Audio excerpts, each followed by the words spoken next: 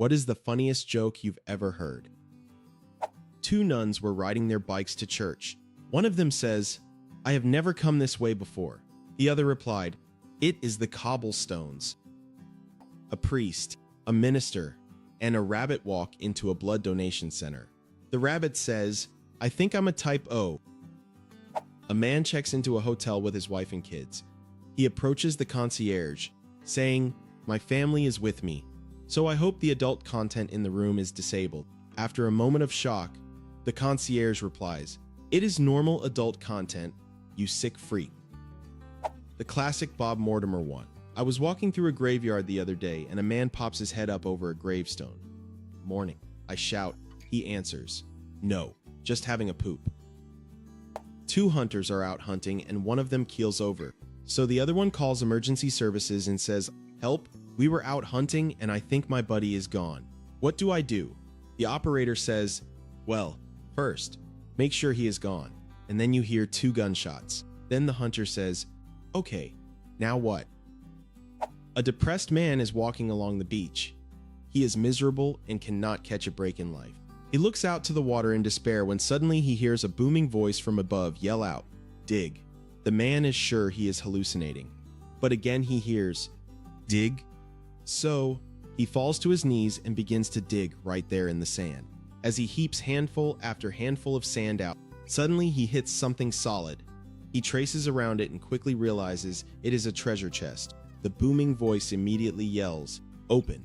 So the man opens the chest and reveals $1 million in cash. He cannot believe his luck has turned when he suddenly hears the booming voice yell out, "Casino." As quickly as he can, he carries the chest up the dunes to the closest road and flags down the first taxi approaching. "Casino," the voice repeats. So he asks the driver to take him to the nearest casino. On arrival to the casino, the man pays the driver and the booming voice yells, "Enter." The man gets out of the taxi and walks into the casino. Royalty? Booms the voice. "Hurry." The man hurriedly approaches the nearest roulette wheel and awaits further instruction. Red 21. The man puts the entire $1 million on red 21 and eagerly watches the croupier spin. The ball drops, landing on black 16. The booming voice yells, "Dang." An old Italian gentleman lived alone in New Jersey and he wanted to plant his annual tomato gardens. But it was difficult work as the ground was hard. His oldest son, Vincent, who used to help him, was in prison. The old man wrote a letter to his son and described his predicament. "Dear Vincent, I'm feeling pretty sad because it looks like I will not be able to plant my tomato garden this year. I'm just getting too old to be digging up the garden plot. I know if you were here, my troubles would be over. I know you would be happy to dig the plot up for me like in the old days. Love. Papa." A few days later, he received a letter from his son. "Dear Papa, do not dig up that garden. That is where the bodies are buried. Love. Vinny." At 4 in the morning the next day, the FBI arrived. Local police arrived. They dug up the entire area without finding any body. They apologized to the old man and left. That same day, the old man received another letter from his son. "Dear Papa, go ahead and plant the tomatoes now. That is the best I could do under the circumstances. Love, Vinny." A blonde policewoman pulls over a blonde driver and asks for her license and registration. The blonde woman asks, "What is a license?" The officer says, "It is the little square thing in your purse with your picture on it." "Oh," responds the blonde woman as she pulls out a pocket mirror. "Here you go." The policewoman looks at it and says, "Oh, if I had known you were a police officer, I would not have pulled you over. You're free to go." Plane is being loaded. As the passengers come aboard, they are greeted by the stewardesses and two pilots. The pilots are wearing dark glasses and are carrying white canes. Most passengers laugh at the joke and find their way to their seats. The plane is fully loaded and taxis to the runway, as the thrusters open and the plane starts gathering speed. Some more gullible passengers look out their windows and notice the runway ends at a large body of water. The speed continues to increase, as does the agitation in the cabin. "We are running out of runway," yells one man. "We are going to hit the water," yells another. Panic ensues and a collective scream rises up from the passengers. At that moment, the plane miraculously lifts into the air and begins its ascent. The passengers look at each other, exchanging sheepish grins and feeble laughs. Meanwhile, in the cockpit, one pilot says to the other, "You know, Frank, Someday they are not going to yell, and we are all going to pass away. I have an elderly neighbor with dementia. It is just him on his own since his wife passed a few years ago. Every morning he knocks on my door asking if I have seen his wife since he cannot find her, not remembering that she has passed. So every morning I am tasked with telling him that his wife is gone. I have thought about moving away, but it is worth staying just to see the smile on his face. A woman is sitting at her recently deceased husband's funeral. A man leans into her and asks, "Do you mind if I say a word?" "No, go right ahead," the woman replies. The man stands, clears his throat, says plethora, and sits back down. "Thanks." The woman says, "That means a lot." Two guys are walking down the street and they see a sign that says "Become white for 99 cents." One guy has $1 and one has 98 cents. They debate if it is a scam and decide to send in the guy with $1 to try it. If it works, he can give the other guy a penny and they will both be white and not have to put up with racism anymore. So the guy goes in and 5 minutes later he comes out and he is super white. Blonde hair and blue eyes and all of that. The other guy goes, "Oh my goodness, it worked. Give me that penny." The first guy says, "Why do you not get a job?" A man in his late 70s has a wife 50 years younger than him. Every year he goes to his doctor for a body check. One year, he tells his doctor, "Hey doc, look at my wife. Is she not pretty? Guess what? I got her pregnant." Upon hearing that, the serious doctor looked up from his clipboard. He replied, "You remind me of my friend John. When he was hunting in Africa, he was aiming at a zebra when a leopard started chasing him. John wanted to grab his rifle, but soon realized that he did not have it in his pouch, but the leopard was already a couple meters away from him. So John acted like his fingers were guns and shouted 'Bam, bam, bam' very loudly. And to John's surprise, the leopard collapsed and passed away. The old man replied, 'That is nonsense. Someone else must have done it.' The doctor, with a sly smile on his face, simply responded, 'I think so too.'" Two men are sitting at the bar at the top of the Empire State Building drinking.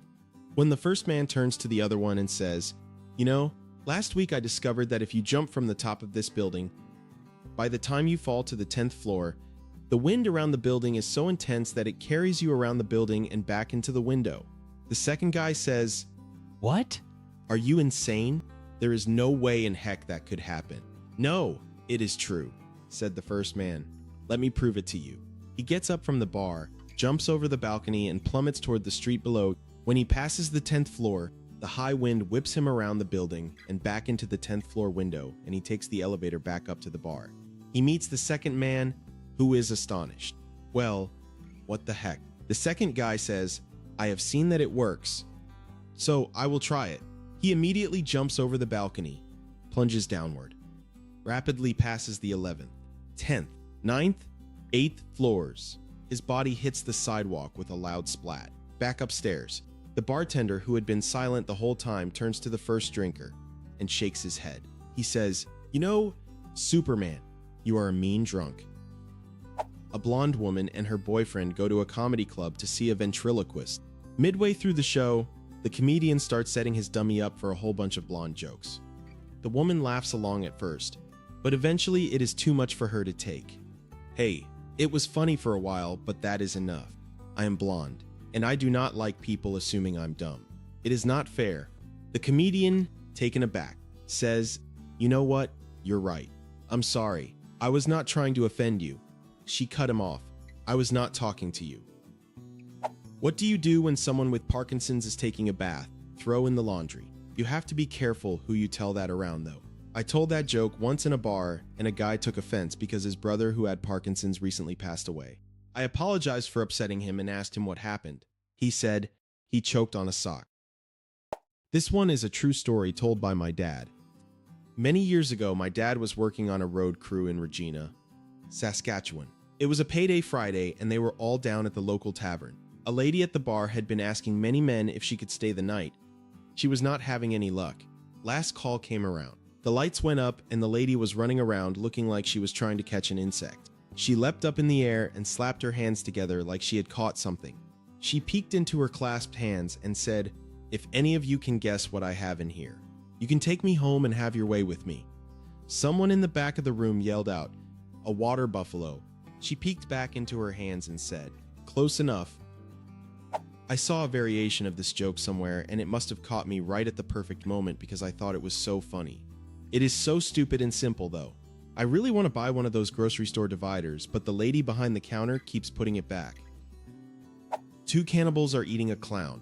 One turns to the other and asks, "Does this taste funny to you?"